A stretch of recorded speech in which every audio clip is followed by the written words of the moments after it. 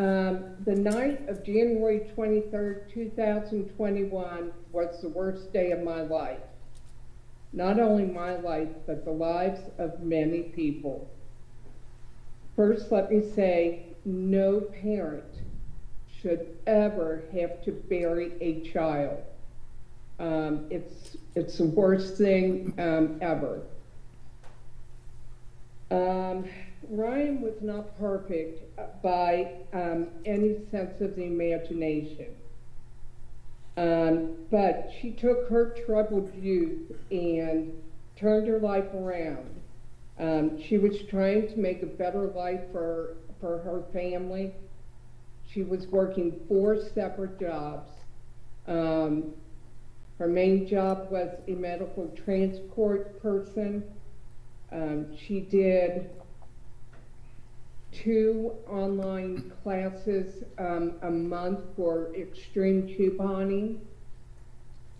She had a little business where she made things like cups and that. And then, of course, she was delivering food for a delivery company. And that is the job that ended up killing her.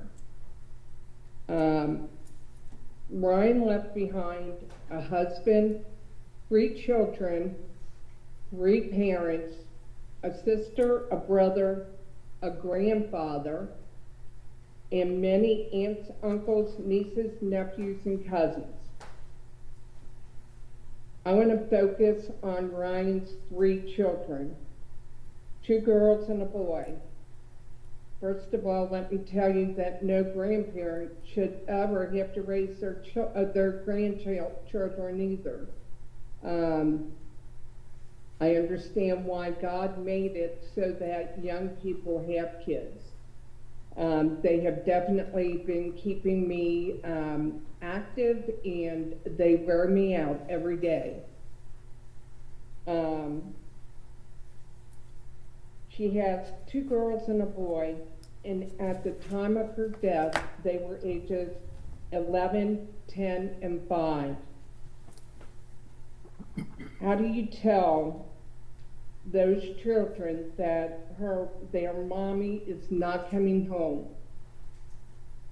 When we first heard that Ryan had passed, we were told that she was in a car accident.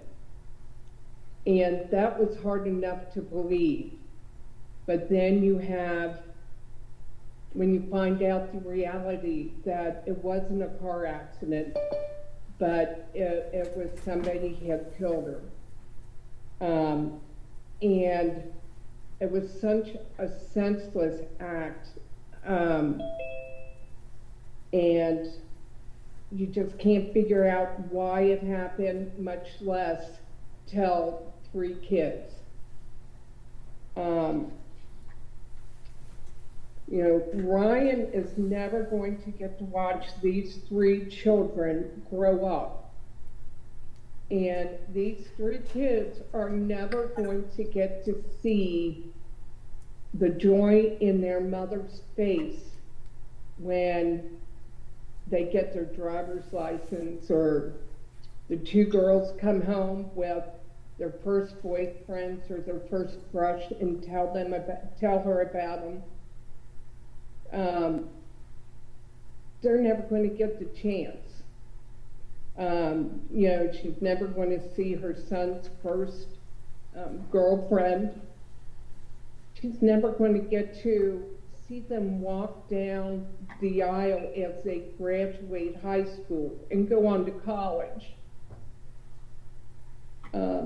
No weddings, and she's never going to see their weddings. She's never going to get the real pleasure of seeing her own grandchildren, because that's the greatest gift in this world. Ryan did not deserve to have her life taken. If they wanted her keys, all they had to do was wait. Ryan would have gladly given them over. I know my daughter. And the fact that she really didn't struggle according to them, should have told them that she was not a threat to them. However, unfortunately, they were a threat to her. I want to hold up a picture of Ryan because I want to make sure, I want to make sure that you see this beautiful young lady. She always had a smile on her face. She had such a good heart. Her laughter was infectious. And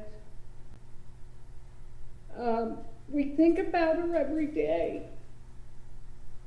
As late as last night, I had her son crying in my arms because he still doesn't understand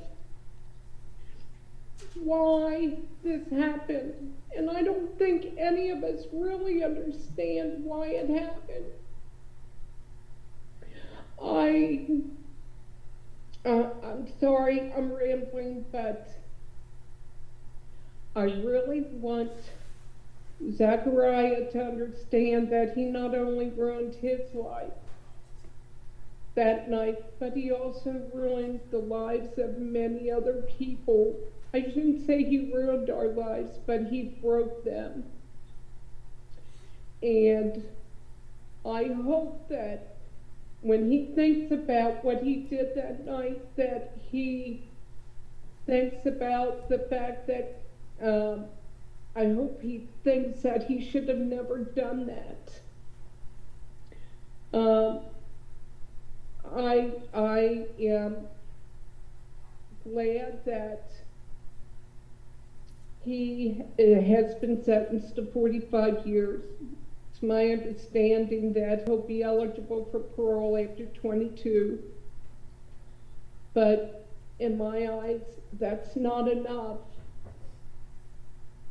He took Ryan's life, and I don't want his life to be taken, but I really believe that he should spend his life in jail.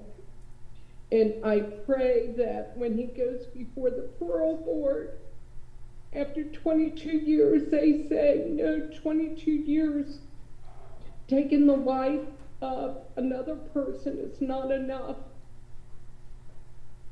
I pray that I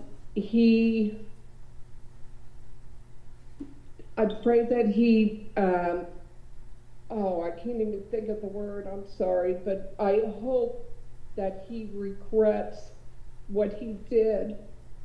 I've never really seen him or except for now.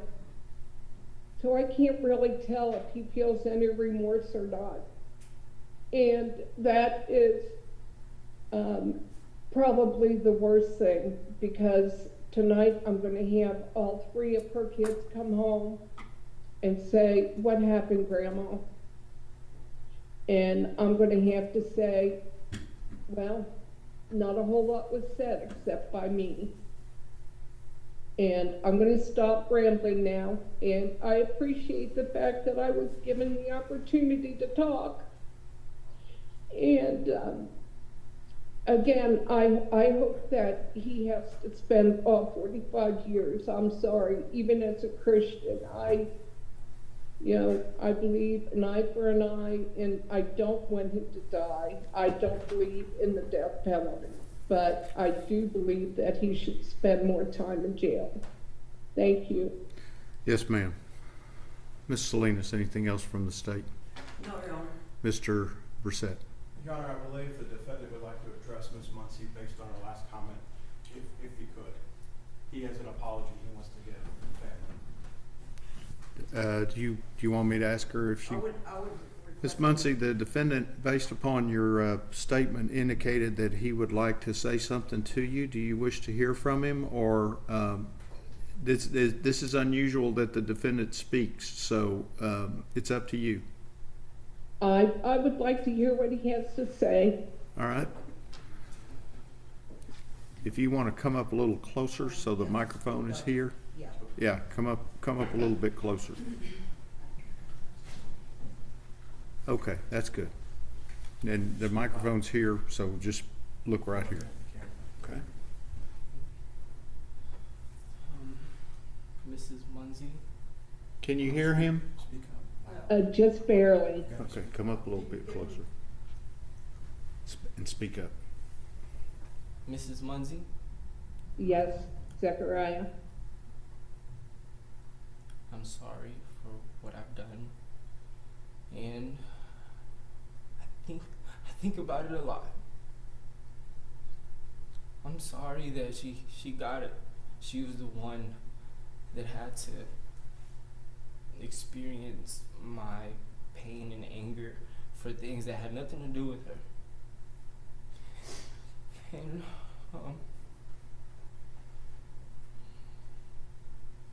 I don't think I deserve 45 years either.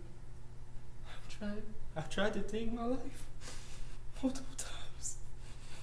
And the only reason that I'm right here today is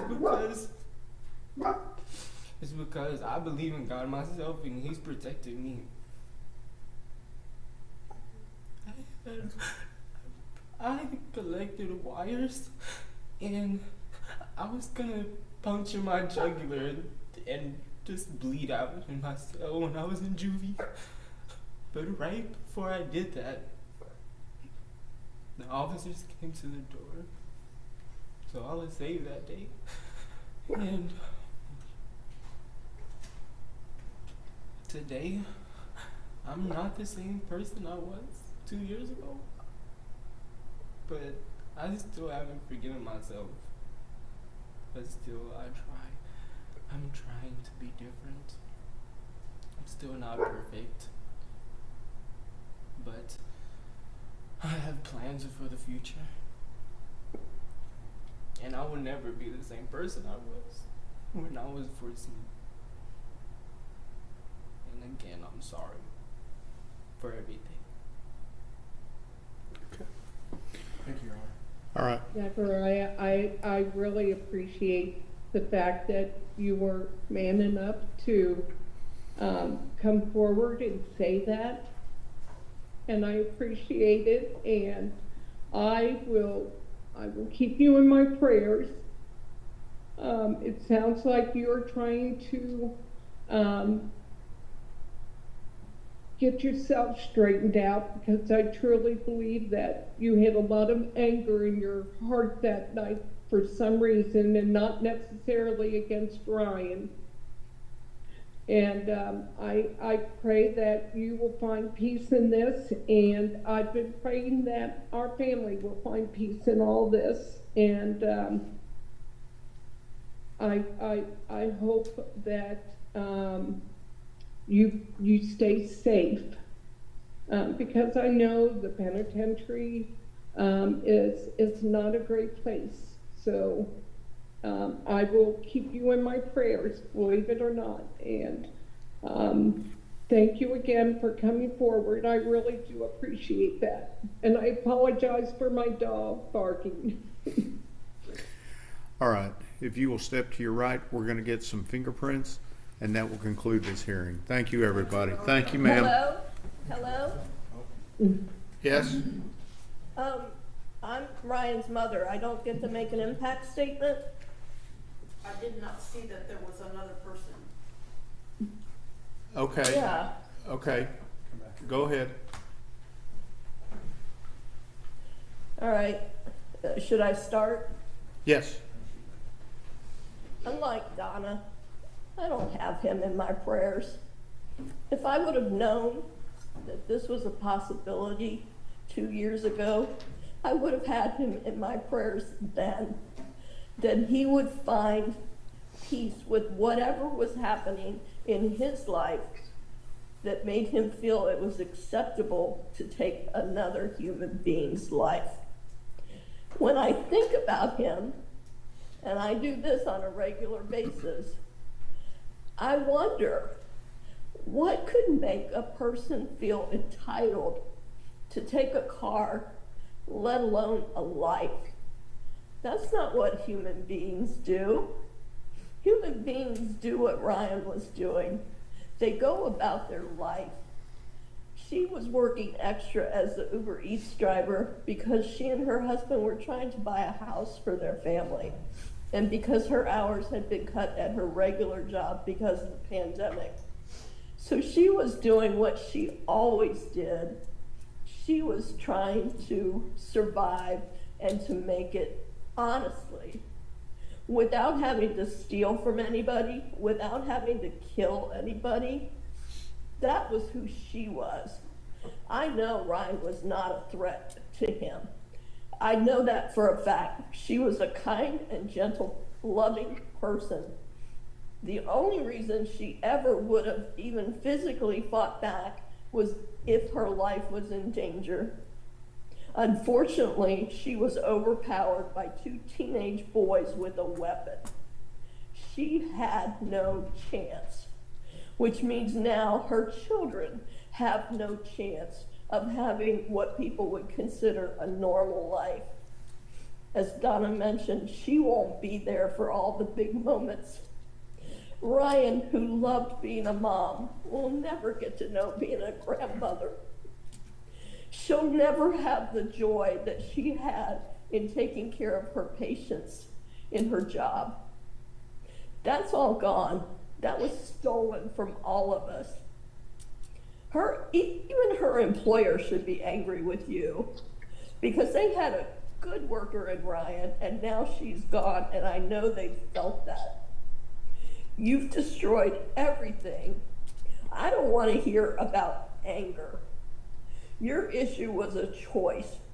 You made a choice to go out there and try and steal a car, and then you made a choice for no reason at all when she was passed out to stab her in the neck with a knife.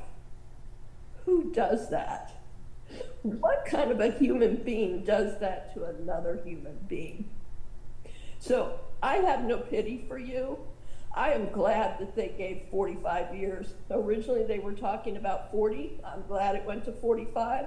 And I know that her family will be there the whole time fighting to keep you where you are. Because here's the thing. Do you honestly expect that after what you did to Ryan and you took her life away, that you're going to go on? You're going to be able to live out your big plans? Do you expect to caress the face of a loved one with the same fist that you beat my daughter in the face and stomach with? Do you expect at some point to kick a soccer ball with your child? The same feet that you used to kick my daughter in the head and the stomach? Those were choices. And now you've got consequences of your choices. And I'm glad for that. I'm like Ryan. I don't believe in the death, or Ryan was this way too, but I'm like Donna. I don't believe in the death penalty. Nothing justifies somebody taking somebody else's life. The only thing that would do that is if somebody were defending themselves and their own life. Ryan never even had that opportunity. So I'm not leaving you with any happy thoughts, because you haven't left me with any happy thoughts. This is something that until the day that I die, I'll be missing one of my children in my life. Maybe you should ask your parents and your siblings how they would feel if something like this happened to their child and their brother or sister. All right. That's all I have to say. Thank you. Thank you, ma'am.